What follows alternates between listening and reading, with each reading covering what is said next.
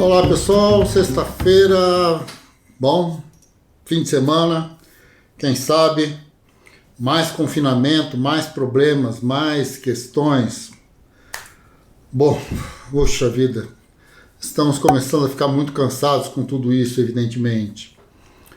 Acho que dentre as notícias que eu posso dar para vocês é que na próxima segunda-feira a gente vai aqui ter a primeira parte de uma entrevista com o Rildo Borges Duarte. O Rildo Borges Duarte nos deu o prazer, né, da sua presença num bate-papo extremamente gostoso, interessante, e falando de um tema muito que vale a pena acompanhar, porque ele vai nos contar alguma coisa sobre o processo que levou à construção do grande projeto do Mapa Mundi ao milionésimo, né, na escala do 1 por 1 milhão, mapa que, bom, tem toda uma história aí que vocês vão, quem não conhece a história vai conhecer um pouco nessa nossa conversa, que começa na segunda-feira, mas o interessante também é que depois de ficar discutindo esse mapa ao milionésimo, coisas do início do século XX, ele acaba fazendo uma reflexão desse processo todo, chegando aí no Google Maps, no Google Earth e coisas desse gênero. Então, assim, vou aqui identificar uma frase dele que eu acho que vale a pena e que eu vou colocar, que a gente aí já colocou como título, né, da entrevista, que é do mapa que a gente olha até o mapa que olha para a gente, né? Quer dizer, essa discussão vai ser muito interessante, vocês vão gostar bastante. A primeira parte dela na próxima segunda-feira, e nós temos então a presença desse nosso amigo Rildo Borges Duarte. Muito bem. Fora isso, nós tivemos uma semana bastante agitada do ponto de vista das entrevistas, né? Nós publicamos a entrevista com os geógrafos uruguaios, a Ana Domingues e o Marcel, depois de uma verdadeira corrida contra o tempo, porque nós precisávamos construir aquelas legendas, e isso significou fazer toda uma tradução e adaptar a tradução à condição de ser legenda, uma coisa que nós nunca tínhamos feito na vida, e, bom, tínhamos que dar conta desse espanhol macarrônico que a gente fala aqui, obviamente, com o espanhol dos uruguaios e tal. Então, nesse sentido, fora algumas expressões idiomáticas, algumas coisas que deu um pouco mais de trabalho, mas o trabalho mesmo foi traduzir parte por parte, coisa por coisa, e ir colocando isso no devido lugar, no devido tempo. Felizmente, a tecnologia nos ajuda muito, porque senão, nossa, seriam meses, né, de trabalho. Mas, de qualquer forma, parece que saiu bem. É um vídeo que está sendo aí bastante acessado, né, pelo pessoal do Uruguai, aqui na Espanha mesmo, né, porque a fala em espanhol ajuda bastante nesse tipo de acesso, né, e como a gente colocou as legendas também, acho que no Brasil as pessoas têm acompanhado esse debate bastante interessante, né. Agora, acho que o que vale para a gente, o que seria interessante a gente dar uma mergulhada, retomando alguns temas que eu já andei discutindo em vídeos anteriores aí, do ano passado e tal, é essa coisa mesmo do sentido da tal da geografia física e essa tal dessa geografia humana, né? Quer dizer, que é a ideia, essa ideia, o Rui Moreira vai fazer essa articulação, né, entre o físico, o humano e o econômico, né, essa tríade, né, que de alguma maneira tenta dividir o mundo, ou pelo menos os olhares sobre o mundo, do ponto de vista da tradição geográfica, ou pelo menos de uma das tradições da geografia. O que a entrevista com os geógrafos uruguaios nos traz de volta é justamente essa questão, né? Quer dizer, o ponto de partida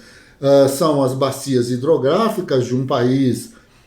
que, pensando nas dimensões do Brasil, da Argentina e tal, é um país relativamente pequeno do ponto de vista da área, mas que tem uma capacidade, uma organização cultural, política e econômica que, bom, temos sempre que prestar muita atenção naquilo que se faz por ali. Montevidéu é uma cidade maravilhosa, lindíssima, pessoas, bom, existe toda uma história do Uruguai que vale a pena ser conhecida e as pessoas idem, né? Então, nesse sentido, acho que uma das questões importantes é imaginar, e isso que foi o proposto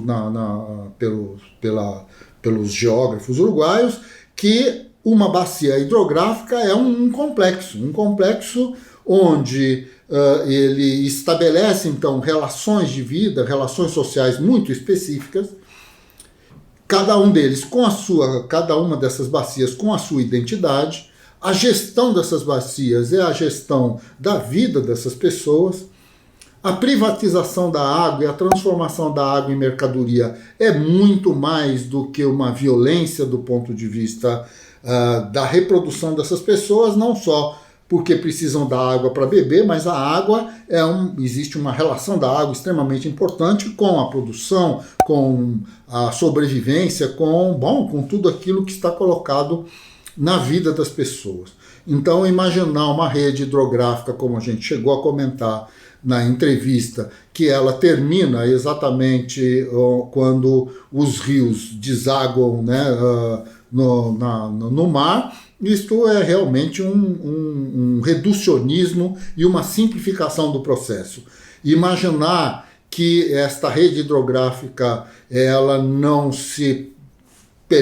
penetra e não vai se transportando por todo quanto é encanamento até chegar nas torneiras de nossas casas e depois sair pelos sistemas de esgoto ou de algum tipo de esgotamento sanitário, com todos os seus problemas, todos os seus dilemas e virtudes, evidentemente. Então, nesse sentido, nesse contexto, né, que envolveu, inclusive, do ponto de vista do Uruguai, uma mudança importante na Constituição daquele país e envolveu também um conjunto de intervenções do movimento de trabalhadores, do movimento popular, no sentido de obrigar as universidades a produzir pesquisa, a produzir conhecimento numa determinada direção. Isso realmente acho que é um exemplo importantíssimo e que, do ponto de vista da geografia brasileira, desses geógrafos que têm um bom conhecimento da geografia brasileira, que, como vocês devem ter visto na entrevista, construíram a sua vida a partir das experiências que tiveram com geógrafos brasileiros e tal. Isso é um depoimento extremamente interessante, que vale a pena para quem não viu, acessar lá o vídeo com a entrevista, e mais do que isso, uma reflexão sobre o significado da fisicidade, né, que envolve a dimensão geográfica do mundo, não é? Quer dizer, não existe nenhuma geografia que não seja física. Neil Smith já tinha dito isso, acho que de alguma maneira a Hatzel tenta nos mostrar isso já desde a discussão sobre a questão do território e tudo mais. Então, não é uma discussão nova, mas não é uma discussão que tenha acabado. Estamos ainda e vamos e derrapamos e voltamos e vamos então fragmentando, imaginando um nível de especialização do discurso geográfico que tem por objetivo ou tem como resultado a alienação desses discursos em relação ao conjunto de determinações que envolvem a formação ou a existência de um determinado fenômeno. A geograficidade do mundo, então, está em jogo, né? E, nesse sentido, questões que vão do Covid-19 aos problemas associados ao que significa água, o que significa ambiente, o que significa essa complexidade toda, o que é que significa a geografia das pessoas e tudo mais, tudo isso está em discussão. E é nesse sentido, então, que nós fomos discutindo e fomos conversando e tal, e eu acho que tivemos aí uma experiência extremamente interessante a se debater, a se trocar ideias, a se aprofundar e amadurecer, né, sobre todos os aspectos. Bem, meus amigos, minhas amigas, um ótimo final de semana, que vocês, não aguento mais falar isso, mas de qualquer maneira sempre é bom lembrar que é preciso se preservar, é preciso tomar conta de si mesmo, é preciso evitar que a nossa cultura, as nossas necessidades, inclusive afetivas, porque nós precisamos visitar não sei quem, porque nós precisamos ver a mãe, o pai, a avó, o tio, ou seja lá o que for, quer dizer que neste momento esse não é um momento para fazer isso, né?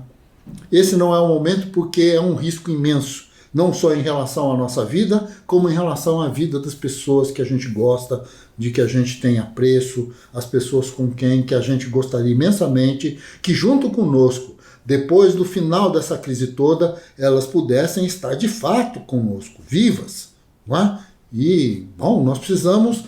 reduzir essa nossa ansiedade, essa nossa necessidade de preservar relações num formato que a pandemia não permite, não é? Então, assim, as notícias que eu tenho tido do Brasil, dos amigos, de determinados comportamentos e tal, estão, deixando a gente extremamente preocupados, porque de alguma maneira, não é possível